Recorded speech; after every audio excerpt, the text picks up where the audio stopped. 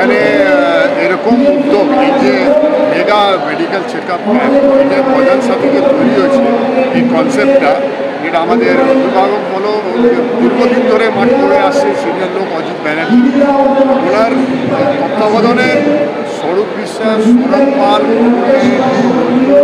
জয়দীপ মুখার্জি, শঙ্করদা থেকে নিয়ে অপুদা থেকে নিয়ে রবীন্দ্রা, সুভাষিসদা, সমস্ত মানুষ ময়দানে যারা 24 ঘন্টা যারা মাঠ করে থাকে তারা এই উদ্যোগটা করলো।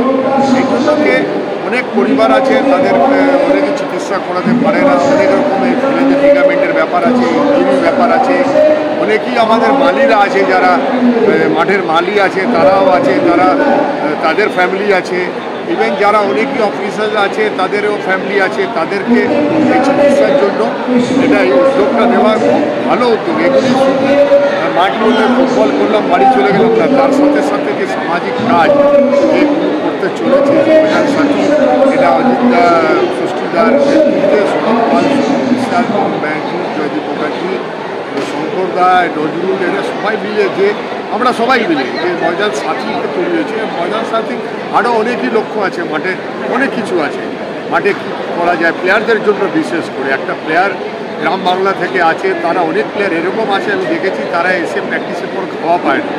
তো আমরা যখন ময়দান সাথীর অনেকেই আছে যে চোট হয়ে গেলেও চিকিৎসা হয় না, তো আমরা ময়দান সাথীকে রিপোর্ট করতে বলছি ওই ছেলেগুলিকে, এসে যোগাযোগ করলে তারা কিছু নিশ্চয়ই কিছু খাদ্য পাবে, কিছু চিকিৎসা পাবে।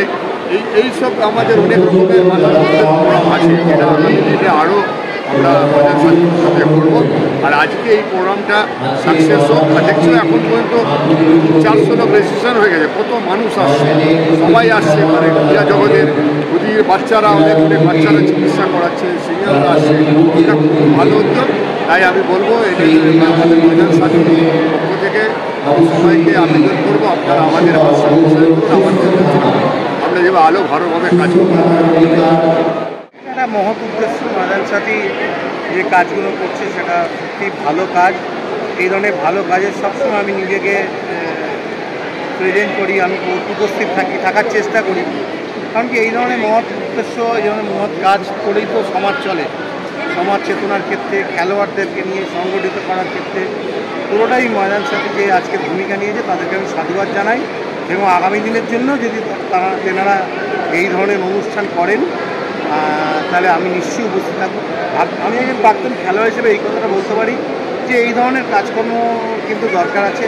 অনেকগুলো একটা মহৎ উদ্যোগেই কাজকর্ম হয়, বিশেষ করে যারা স্বাস্থ্য চেকিং করতে পারে না, সবসময় তারা অ্যাভেলেবিলিটি থাকে না, তাদের ক্ষেত্রে সব কিছুই আজকের একসাথে হচ্ছে। চোখ থেকে শুরু করে ইকো বা ইসিজি থেকে শুরু করে সব রকম জিনিসই হচ্ছে, জেনারেল মেডিসিন, অর্থোপেডিক সব রকম চেকিং হচ্ছে। এটা খুব ভালো জিনিস এবং এইটা আগামী দিনের জন্য যদি এনারা করেন আমার শুভেচ্ছা এবং উপস্থিতি সবসময় থাকবে বলে আমি মনে করি।